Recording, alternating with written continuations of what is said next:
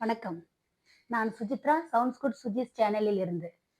இன்னைக்கு நம்ம அஸ்த நட்சத்திரத்தை பற்றி பார்ப்போம். அஸ்த நட்சத்திர அதிபதி சந்திரன் கன்னி ராசியில் உள்ளது. கன்னி ராசியின் அதிபதி புதன். மேலும் இது குருதோஷம் பெற்ற நட்சத்திரம். அஸ்த நட்சத்திரத்துல பிறந்தவங்க யாருன்னு பாத்தீங்கன்னா, விநாயகர் பிறந்திருக்கிறாரு. அதுக்கப்புறம் சகாதேவன் பிறந்திருக்கிறாரு. இவங்க 2 பேரும் பாத்தீங்கன்னா, எவ்ளோ அறிவு சார்ந்த வேலைகள தான் இவங்கலாம் செய்வாங்க. ஸோ அதுலேருந்தே உங்களுக்கு தெரியும், அஸ்த நட்சத்திரக்காரர்கள் எவ்வளவு அறிவு கூர்மையானவர்கள்ன்னு. உங்களுக்கு விநாயகர் பத்தி தெரியும் இல்லையா? என்ன பண்ணுவாரு? முருகர் கஷ்டப்பட்டு எவ்வளோ தூரமோ போயி உலகத்த சுற்றி பார்த்துட்டு வந்து பழம் வாங்குறதுக்கு பதிலா, விநாயகர் ரொம்ப தன்னோட அறிவு கூர்மையால, பொறுமையா தன்னோட சிவன் அப்பா, அம்மாவ சுற்றி பழத்த வாங்கிடுவாரு இல்லையா? ஸோ அந்த அந்த மாதிரி சாதுரியமும், புத்தி சாதுரியமும், அந்த விவேகமும் தான் முக்கியம். முருகன் ரொம்ப அதிவேகமா, வேகமா அவரோட வேலைய உடனே செய்யணும்னு செஞ்சாரு. ஆனா விநாயகர் எப்படி தன்னோட புத்தி சாதுரியத்தால சக்சஸ் ஆயிட்டாரு.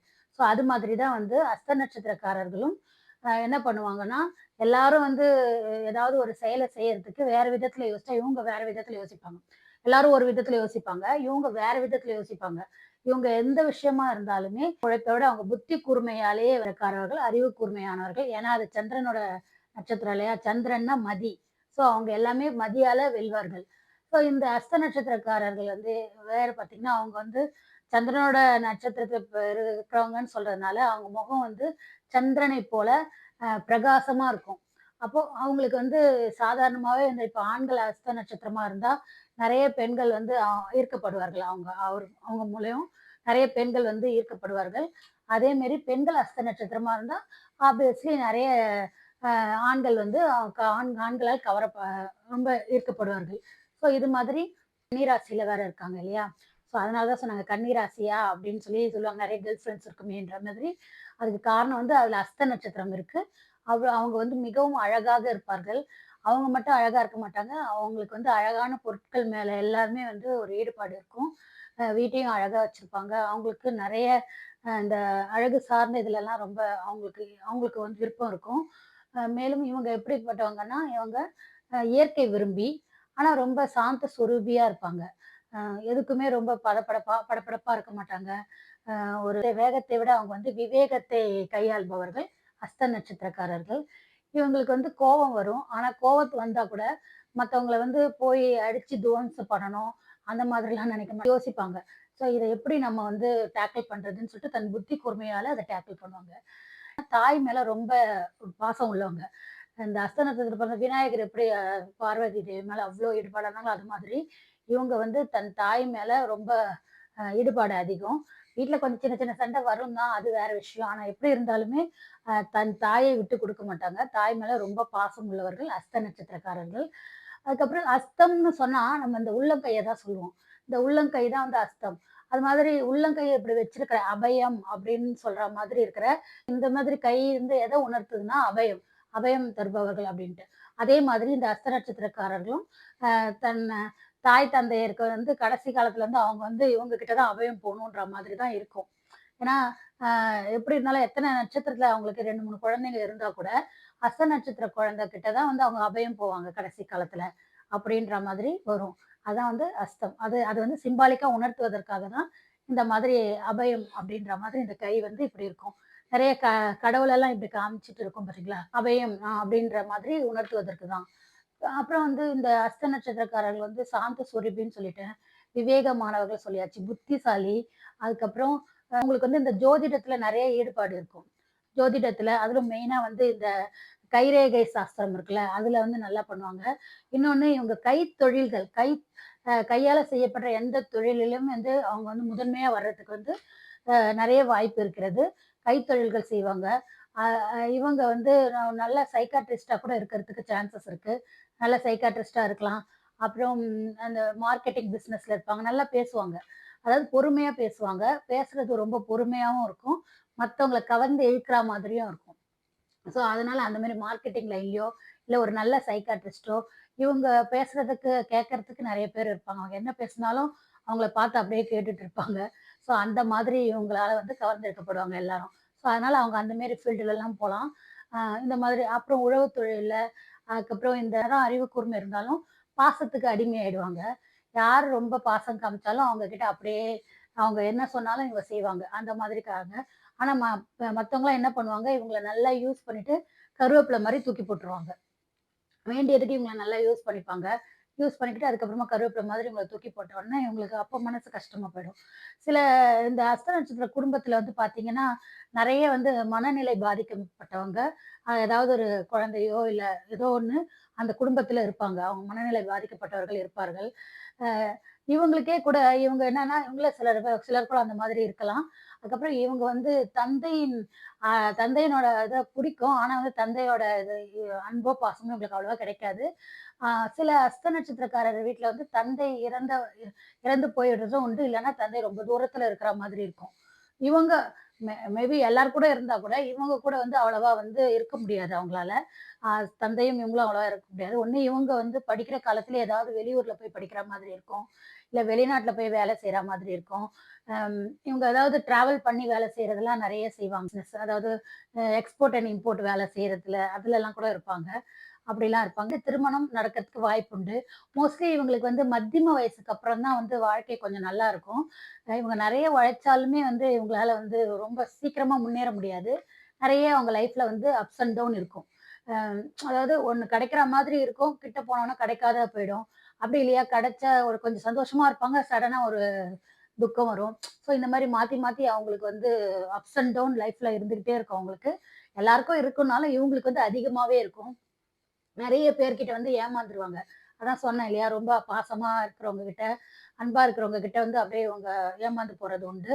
அந்த மாதிரி ஹஸ்த நட்சத்திரக்காரரே ஏமாந்துருவாங்க.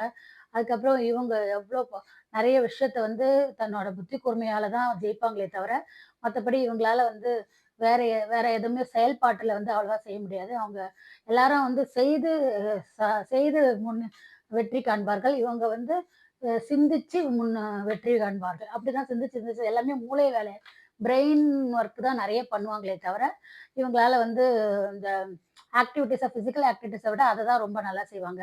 நெறைய இந்த ஃபேன்சி நகைகள், அப்புறம் இந்த ட்ரெஸ் வைக்கிறது, இந்த மாதிரி ஒரு அழகு பொருட்கள், இந்த மாதிரி விக்கிற இடத்துலலாம் வந்து இந்த ஹஸ்த நட்சத்திரம் பியூட்டி பார்லர்ல அதுலலாம் கூட பார்க்கலாம். இந்த ஹஸ்த நட்சத்திரக்காரர்கள. எல்லாத்துலயும் இருக்கிறவங்க இவங்க தான் அவங்க அப்படி வந்து தனிமை ரொம்ப பிடிக்கும். ஏன்னா எப்பவுமே யோசிச்சிருக்கவங்கள பாருங்க, நீங்க 4 பேர் உட்கார்ந்து பேசிட்டு இருந்தா கூட, இவங்க வேற எதையோ யோசிச்சுட்டு இருப்பாங்க. ஏன்னா, அந்த மாதிரி எப்பவுமே எதையாவது திங்க் பண்ணிக்கிட்டு இருக்கிறவங்க தான் இந்த உண்மையா பேசுவாங்க. எல்லாரையும் வந்து சிரிக்க வைப்பாங்க. ஆனாலும் வந்து இவங்க வந்து தனிமை விரும்பி, சாந்த சொரூபி. எப்போ கத்திக்கிட்டு, அது பண்ணிட்டு, இது பண்ணிட்டுலாம் இருக்க மாட்டாங்க. ரொம்ப சாந்த சொரூபி. அதே மாதிரி பிரச்சனைன்னு வந்தா அவங்க பின்னாடி போயிடுவாங்க. இவங்க முன்னாடி போய்லாம் எதுவும் பண்ண மாட்டாங்க. போனாலும் இவங்களால ஒண்ணும் பண்ண முடியாது. இவங்க எதுவும் செய்ய மாட்டாங்க. ஜஸ்ட் பின்னாடி போயிடுவாங்க. மத்தவங்க யாருக்காவது வந்து இவங்க கைடன்ஸ் குடுப்பாங்களே தவிர, இவங்க வந்து இறங்கி உடனே செஞ்சு முடிக்க மாட்டாங்க. இவங்க புத்தி வந்து மத்தவங்களுக்கு அந்த ஐடியா வந்து குடுப்பாங்க. அந்த மாதிரி குடுக்குற அவங்களால முடியும். அந்த மாதிரி குடுத்து மத்தவங்கள முன்னேற்ற இவங்களால முடியும். குடும்பத்துல வந்து 2 திருமணம் நடக்க சான்சஸ் இருக்கு. இவங்க முதல் திருமணம் வந்து அவ்வளவா நல்லா இருக்காது. அதனால தான் 2வது திருமணத்துக்கு போறதுக்கு ஒரு சான்ஸ் வருது. இன்னொன்னு இவங்க குடும்பத்திலேயே வந்து காதல் திருமணமும் நடந்திருக்கலாம். தாய் வழியில காதல் திருமணம் நடந்திருக்கலாம். இன்னும் இவங்களே வந்து காதல் திருமணம் பண்ணவும் முடியும். ஏன்னா அன்பு காட்டுனா மயங்கிடுவாங்கன்ற ஒரு இது போதும் இல்லையா? அதுதான் காதல்ல ஈஸியா வசப்படுவாங்க.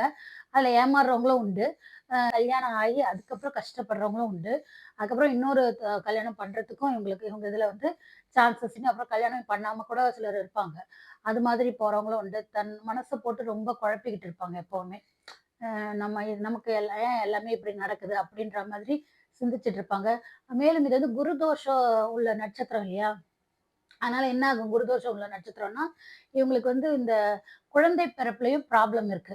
அதாவது இந்த கல்யாணம் ஆனதுலேருந்து இவங்களுக்கு ப்ராப்ளம் அதாவது எப்படி வரும்னா, கல்யாணத்திலயும் பிரச்சனை வரும்.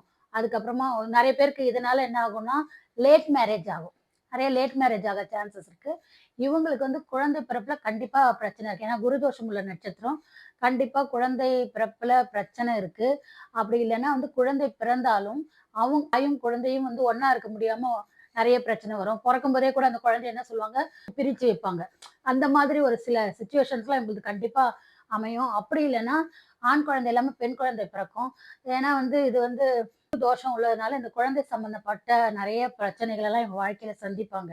அப்படின்னா சிலருக்கு வந்து மனநிலை பாதிக்கப்பட்ட குழந்தைகள் பிறக்கிறதும் உண்டு.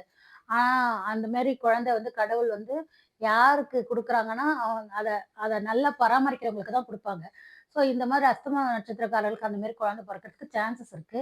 ஏன்னா, இவங்க வந்து ரொம்ப புத்தி கூர்மை உள்ளவர்கள், ரொம்ப சாந்த சொரூபி. இவங்களால மட்டும் தான் தெய்வம் மாதிரி இருக்கிற இவங்களால மட்டும் தான் அந்த குழந்தைங்கள ஹேண்டில் பண்ண முடியும்னு சொல்லிட்டு, கடவுள் அந்த மாதிரி அவங்க கிட்ட ஒப்படைப்பாங்க. அதையும் அவங்க நல்லாவே பார்த்துப்பாங்க. அது நல்லாவே பார்த்துக்கணும் கூட. ஏன்னா குரு தோஷம் இருக்கு இல்லையா? ஸோ இது மாதிரி அஸ்த நட்சத்திரக்காரர்களுக்கு வந்து அந்த மாதிரி ஒரு ப்ராப்ளம் இருக்கு. ஆனா இவங்க மத்தியம வயசுக்கு அப்புறமா வந்து கண்டிப்பா வந்து வாழ்க்கையில நல்லபடியா ஒரு முன்னேறுவாங்க. அ இவங்க அதுவரைக்கும் கொஞ்சம் நெறைய ப்ராப்ளம் வந்து லைஃப்ல சந்திச்சுக்கிட்டே இருப்பாங்க. குழந்தைகள் கிட்டது மட்டும் இல்ல. அவங்களோட ஆசிரியர்கள் கிட்டலாம் வந்து இவங்க கொஞ்சம் இதுவா இருக்கணும். பின்னாடி பேசக்கூடாது. ஆசிரியர பத்தி தப்பா பேசுறது. சில ஸ்டூடண்ட்ஸ்லாம் செய்வாங்க பாருங்க. ஆசிரியர பத்தி தப்பா பேசுறது.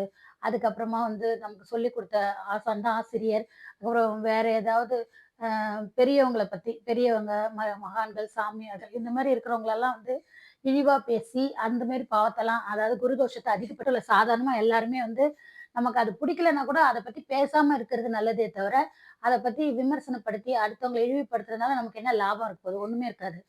ஜஸ்ட் அந்த டைம் தான் பாஸ் ஆகும். ஆனா அது பாஸ் மட்டும் ஆகாது டைமு. அது வந்து இந்த மாதிரி ஏதாவது ஒரு தோஷத்த கேரி ஓவர் பண்ணிட்டு வரும். அதுக்கு நம்ம என்ன பண்ணலாம்? பேசாம அத பத்தி விமர்சனம் பண்ணாம சைலன்ட்டா இருக்கலாம். நமக்கு பிடிக்காதுன்னா, ஓகே. உனக்கு பிடிக்காது நம்ம கம்முனு இருக்கலாம். அது மாதிரி இவங்க வந்து சும்மா இருக்கிறது நல்லது. அ அவங்களலாம் இவங்க செஞ்சாங்கன்னா ஆல்ரெடி குருதோஷம் இருக்கு இவங்களுக்கு. அப்போ இன்னும் நெறைய குருதோஷம் வந்து அதிகமாகறதுக்கு சான்சஸ் இருக்கு. ஸோ இந்த மாதிரிலாம் செய்யக்கூடாது. பெரியவர்கள் கிட்டலாம் கொஞ்சம் மரியாதையா இருக்கணும். இன்னொன்னு இவங்க இந்த அஸ்த நட்சத்திரக்காரங்க பெற்றோர்கள் என்ன பண்ணணும்னா, எப்படி இருந்தாலும் அவங்க வந்து கடைசி காலத்துல இந்த குழந்தைங்க கிட்ட தான் போறாங்க. அவங்க கூட தான் இருப்பாங்கன்றது விதி. அப்ப அவங்க இருக்கும்போது, அவங்க தயவு செய்து தன்னோட குழந்தைகளுக்கு வந்து சின்ன வயசுல இருந்தே வந்து இந்த மரியாதை இதெல்லாம் சொல்லிக் குடுக்கணும். அவங்க மட்டும் இல்ல, இதெல்லாம் ஜென்ரலாவே வந்து அந்த காலத்துலலாம் செய்வாங்க. ஏன்னா, நட்சத்திரத்த பார்த்து தான் வந்து இதெல்லாம் படிக்கணும் அவசியம் இல்ல. அவங்க வேற எந்த நட்சத்திரமா இருந்தாலுமே அந்த பிராக்டிஸ் கொண்டு வந்தா, எல்லா நட்சத்திரமும் அது நல்லாருக்கும். ஆனா, இந்த அஸ்த நட்சத்திரத்துக்கு ரொம்பவும் நல்லது. இவங்க பேரண்ட்ஸ் அப்படி பழக்குனாங்கன்னா, அடுத்து பிற்காலத்துல அவங்க அவங்க கிட்ட போம்போது, அவங்க அப்படியே பிராக்டிஸ் ஆகுறதுனால கடைசி வரைக்கும் அவங்கள பார்த்துக்கும்போது கொஞ்சம் எப்படி இருப்பாங்கன்னா, கொஞ்சம் மரியாதையோட இருப்பாங்க. அப்படி இல்லன்னு வச்சுக்கோங்களேன், என்ன ஆகும்னா, அவங்க எப்படி இப்ப ஜாலியா பேசுற மாரியே பிற்காலத்துலயும் பேசுவாங்க. அப்போ அவங்க கிட்ட அவங்க கூட வளர்ற குழந்தைங்களும் இவங்கள மாரியே பிராக்டிஸ் ஆயிடும். ஸோ அவங்களும் தாத்தா, பாட்டின்றத கூட மதிக்காம அப்படி பேசும். இவங்களுக்கு இவங்க மனசால கஷ்டப்படுவாங்க. ஸோ அத முதல்ல இருந்தே மெயின்டெயின் பண்ணிக்கிறது நல்லது. சரி. இது ஒரு குருதோஷம். இந்த மாதிரி குருதோஷம்லாம் இல்லாம அவங்க பார்த்துக்கிறது ரொம்ப நல்லது. இந்த குரு தோஷம் எல்லாம் கழியறதுக்கு நான் சொன்ன மாதிரி இந்த ரெஸ்பெக்ட்ஃபுல்லா இருக்கணும். டீச்சர்ஸ பத்தி எதுவும் இமிட்டேட் பண்ணக்கூடாது. பிளஸ் வந்து குழந்தைங்க கிட்ட நம்ம குழந்தைங்க மட்டும் இல்ல, அடுத்த குழந்தைங்களையும் வந்து பாசமா பார்த்துக்கணும். எந்த குழந்தைங்களையும் வந்து நம்ம எதுவும் பேசிடவோ, இல்ல அடிக்கவோ, இந்த மாரி எதுவும் துன்புறுத்தவோ, அந்த சாமியார்கள், துறவறம் மேற்கொண்டவர்கள் இவங்களலாம் வந்து நம்ம எதுவும் பேசி அவங்க மனச வந்து வருத்தப்படுற மாரி ஆக்கக்கூடாது. ஸோ இதெல்லாம் தான் வியாழக்கிழமையும் குரு பகவானுக்கு வந்து கோவில்ல குரு பகவானுக்கு கடலை மாலை எடுத்துட்டு போய் சாத்தி, நம்ம அர்ச்சனை பண்ணிட்டு வந்தா, நம்மளோட குரு தோஷம் வந்து கொஞ்சம் கொஞ்சமா குறையும். வியாழக்கிழமை தோறும் விரதம் இருந்து, குரு பகவானுக்கு வந்து அர்ச்சனை பண்ணிட்டு வந்தா, இந்த குரு தோஷம்ன்றது கொஞ்சம் கொஞ்சமா கழியறத நம்மளே பார்க்கலாம். மேலும் இவங்க இந்த குழந்தைகள் காப்பகம் இருக்குல்ல, அதுல போயிட்டு எல்லாம் வந்து தன்னால முடிஞ்ச உதவியெல்லாம் செய்யலாம். பெரியவர்களுக்கும் உண்டு. முதியோர்கள் காப்பகமும் இருக்கு. அங்கேயுமே நம்ம வந்து எல்லாம் செய்யலாம். அந்த மாதிரி அவங்களுக்கும் ஏதாவது தேவையானதெல்லாம் வந்து நம்மளால முடிஞ்ச உதவி அவங்களுக்கு செய்யலாம். இவங்க வந்து இந்த பெரியவர்களுக்கும், குழந்தைகளுக்கும் அன்னதானம் செய்றது, அவங்களுக்கு தேவையானத குடுக்கறது, இந்த மாதிரி எல்லாம் பண்ணாங்க. ரொம்ப பெரிய அளவுல செய்ய முடியலன்னா கூட அவங்களால முடிஞ்ச கொஞ்சம் இது வந்து எவ்வளோ சின்ன அளவுல இருந்தா கூட செய்யணும்னு மனசு இருந்தா போதும். ஸோ அது மாதிரி செஞ்சாலே வந்து அவங்களோட குருதோஷம்ன்றது வந்து கொஞ்சம் கொஞ்சமா குறைஞ்சிட்டு வரும். அதனால இந்த அஸ்த நட்சத்திரக்காரர்கள் எதுவாக எவ்வளோ பிரச்சனை இருந்தாலும், எதுவா இருந்தாலும் கண்டிப்பா அவங்களோட புத்தி கூர்மையால, அறிவால எல்லாத்தையுமே வந்து வென்று விடுவார்கள். அதனால அவங்களுக்கு பயம் வேண்டாம். ஓகே. மேலும் இந்த வீடியோ உங்களுக்கு பிடிச்சிருந்தா, நீங்க வந்து லைக் பண்ணுங்க, ஷேர் பண்ணுங்க. மறக்காம சப்ஸ்கிரைப் பண்ணுங்க. அடுத்த நட்சத்திரத்தை பத்தி நாம அடுத்த வீடியோல பார்க்கலாம். நன்றி, வணக்கம்.